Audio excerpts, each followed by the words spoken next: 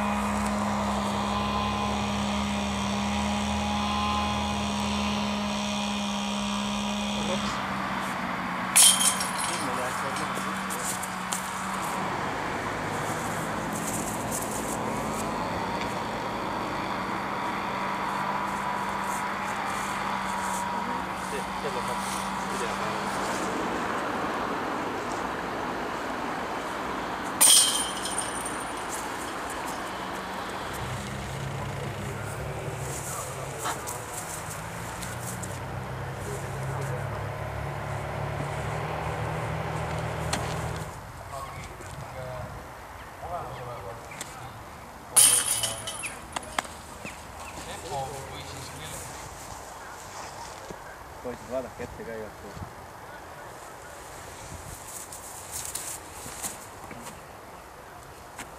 No tuleb.